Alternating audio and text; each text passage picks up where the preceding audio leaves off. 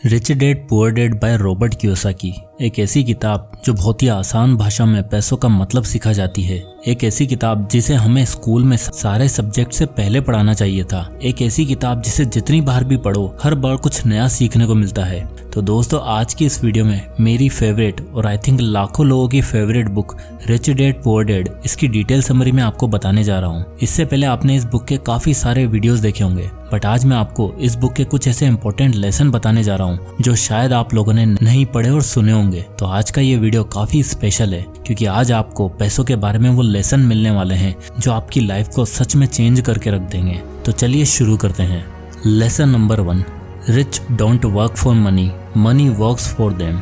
यानी अमीर लोग पैसों के लिए काम नहीं करते बल्कि पैसा अमीरों के लिए काम करता है। दोस्तों जब हम छोटे होते हैं तो हमें बड़े से बड़े इंसान बनना होता है। हम बचपन में जब मूवीज देखते थे तो हमें एक्टर बनना था। जब हम क्रिकेट देखते थे तो हमें क्रिकेटर बनना होता था। बट जैसे जैसे हम बड़े होते जाते हैं हमें लगने लगता है कि यार ये सब तो मैं अचीव कर ही नहीं सकता और इतना सारा पैसा कमाना तो मेरे बस की बात ही नहीं है। और जैसे तैसे हम एक नौकरी की तलाश में निकल जाते हैं कि बस किसी भी तरह से एक 15-20 हजार रुपए की नौकरी मिल जाए और मैं अपने खर्चे पानी निकाल सकूं ताकि समाज मुझे निठल्ला ना बोले। और इसी चक्कर में हम मिडिल क्लास लोग एक ऐसे ट्रैप में फंस जाते हैं जो हमें अमीरी की तरफ नहीं गरीबी की तरफ लेता चला जाता है। एक ऐसी रेट रेस का हिस्सा बन जाते हैं जिसके बारे में हमें पता तक नहीं होता।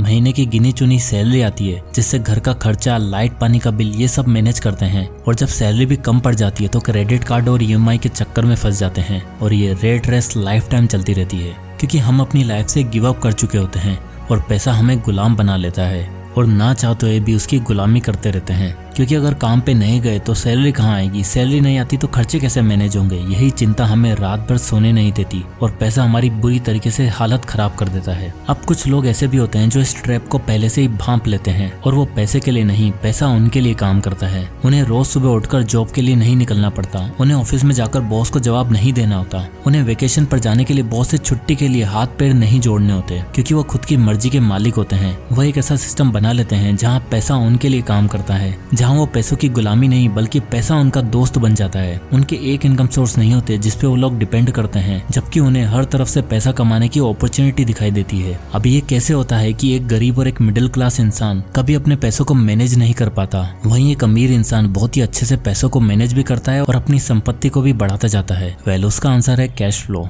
तो चलिए जानते हैं lesson number 2, level of finance based on cash flow. दोस्तों आपकी जेब में कितना पैसा आता है और कहाँ कितना निकल जाता है, इस चीज को कैश फ्लो बोला जाता है। और इसके लिए आपको एसेट और लायबिलिटी के बारे में अच्छे से पता होना चाहिए। एसेट वो चीज है जो हमारी जेब भरती है और हमें अमीर बनाती है, जबकि लायबिलिटीज वह चीज है जो हमारी जेब खाली करके हमें गरीबी के रास्ते पर ले जाती है। एक इंसान जो अपने कैश फ्लो को अच्छे से मैनेज करता है वो कम पैसों में भी अमीरी के रास्ते पर जा सकता है, बट जो इंसान इसे नहीं समझ पाता वो लाइफ टाइम मिडिल क्लास में ही रह जाता है। तो कैश फ्लो के आधार पर दुनिया में 4 तरह के लोग पाए जाते हैं। पहले कैश फ्लो नेगेटिव, दूसरे कैश फ्लो न्यूट्रल, तीसरे कैश फ्लो पॉजिटिव और चौथे फाइनेंशियली फ्री। पहले कैश फ्लो नेगेटिव। दोस्तों जरा इस चार्ट को देखिए, जैसे कि नाम से पता चल रहा है इनका कैश फ्लो नेगेटिव में ही होगा। यानी कि इस चार्ट में हम देख सकते हैं कि इस तरह के लोग जितनी भी इनकम होती है वो सारे इनके एक्सपेंसेस में निकल जाती है। यानी कि इस चार्ट में अगर आप इनके एक्सपेंसेस देखोगे तो इनका फूड पर खर्चा, ईएमआई पर, रेंट पर खर्चा, क्रेडिट कार्ड का बिल, ये सब इतना होता है कि इनके पास मंथ एंड तक कुछ बचता ही नहीं है।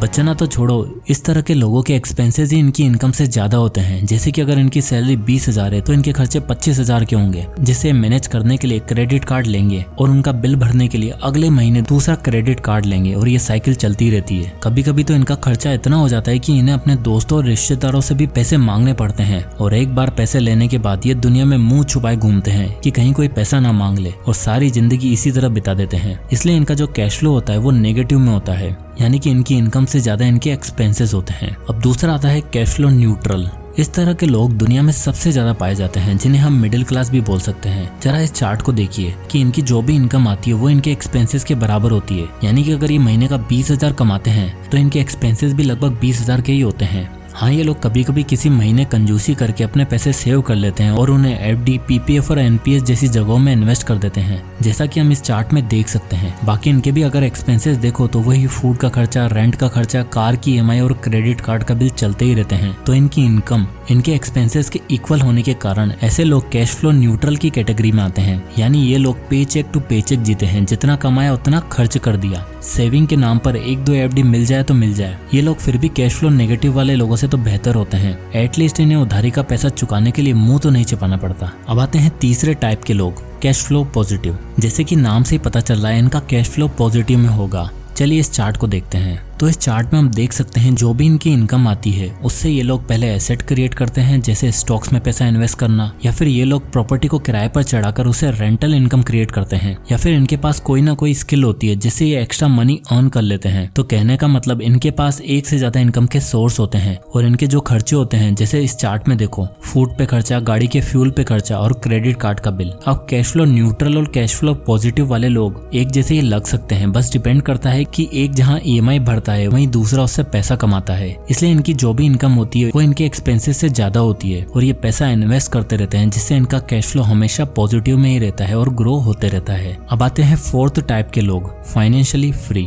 अब दुनिया में बहुत ही ऐसे कम लोग पाए जाते हैं जिनके लिए असल में पैसा काम करता है। वो लोग पैसे के लिए काम नहीं करते। इनके चार्ट को देखो, इनकी जो भी इनकम होती है उससे इनके कई तरह के एसेट्स बनते हैं, जैसे स्टॉक्स, रेंटल इनकम और सबसे मेन चीज इनके बिजनेस भी होते हैं जहां पर लोग इनके लिए काम करते हैं और इनका मेन खर्चा EMI भरने में नहीं जबकि ट्रेवल करने में जाता है, जहां ये लोग आराम से पूरी दुनिया घूमते हैं और इनके बिना भी इनका काम चलता रहता है। इसलिए इनकी जो भी इनकम होती है वह इनके एक्सपेंसेस से कहीं गुना ज्यादा होती है। तो कैश फ्लो के अकॉर्डिंग 4 तरह के लोग पाए जाते हैं। अब आप मुझे कमेंट करके बताएं कि आप किस कैटेगरी से बिलोंग करते हैं। तो बात है lesson number 3, be brave. Robert Kiyosaki बोलते हैं कि अक्सर लोग अमीर क्यों नहीं बन पाते या लाइफ में जो चीज चाहते हैं उसे हासिल क्यों नहीं कर पाते। वेल उसका आंसर है, उन्हें लगता है कि एवरीथिंग इज रिस्की। लोगों को लगता है कि हमें तो बस एक सिक्योर जॉब मिल जाए जिससे मेरा घर चल जाए और मैं आराम से EMI में एक फोन और एक गाड़ी ले लूं और बस बहुत है, ज्यादा रिस्क विस्क नहीं लेना। और रॉबर्ट बोलते हैं कि इस तरह की लाइफ जीना ही सबसे बड़ा रिस्क है, जहाँ आपके पास एसेट नहीं है,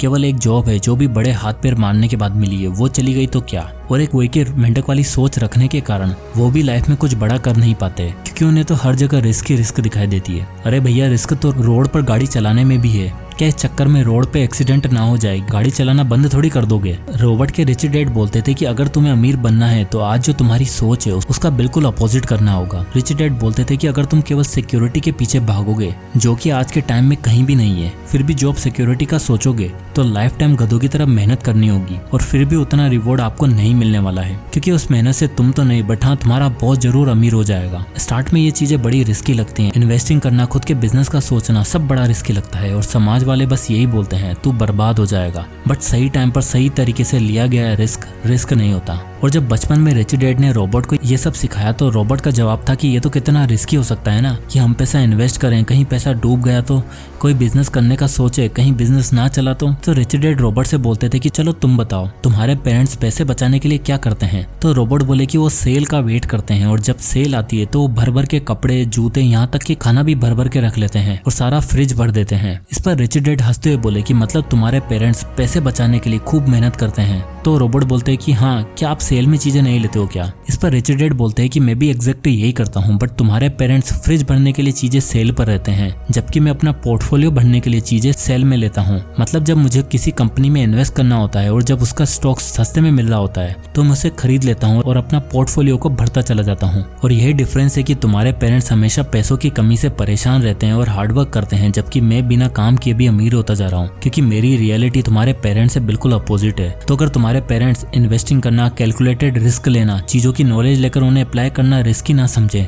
तो वो भी एक दिन मेरे जैसे अमीर बन सकते हैं और यही रियलिटी है। तो दोस्तों, ये रिच डैड पुअर डैड किताब हमें ये सिखाती है कि किताबी पढ़ाई के साथ साथ हमें अपनी फाइनेंशियल एजुकेशन को भी बढ़ाना है, क्योंकि सारी एजुकेशन का अल्टीमेट गोल तो अपना फ्यूचर बेटर करना है और एक अच्छी लाइफ जीना ही है ना। अगर स्कूल कॉलेज में हमें चीजें नहीं सिखा पाते तो क्या बुक्स पढ़कर, वीडियो देखकर तो इनके बारे में हम जान सकते हैं ना। और जब आपको अच्छे से फाइनेंशियल एजुकेशन का मतलब पता चल गया तो आप सही तरीके से अपने कैश फ्लो को मैनेज करना सीख जाओगे, क्योंकि दुनिया में 80 से 90% लोगों को कैश फ्लो का मतलब तक पता नहीं होता। उन्हें मैनेज करना तो बहुत दूर की बात है और कैश फ्लो मैनेज ना करने की वजह से वह इस रेट रेस का हिस्सा बने रहते हैं और अपनी गरीबी के कारण दूसरे लोगों को बताते हैं एक जॉब पर डिपेंडेंट ना होकर अपनी स्किल को बढ़ाओ, क्योंकि जहां आप आज एक 20,000 की सैलरी के लिए तड़प रहे होंगे, शायद आगे जाकर आप दूसरों को वही 20,000 रुपए की सैलरी दे रहे होंगे। So it's all about mindset and financial literacy, जिसको जितना सिखाओगे वो उतना ही ग्रो होता चला जाएगा। आई होप कि ये वीडियो आपको पसंद आया हो और आप आज से ही अपना कैश फ्लो पे ध्यान दोगे। ये वीडियो पसंद आया हो तो लाइक करें और वीडियो को लोगों तक शेयर करें। मिलते हैं नेक्स्ट वीडियो में, तब तक के लिए जय हिंद।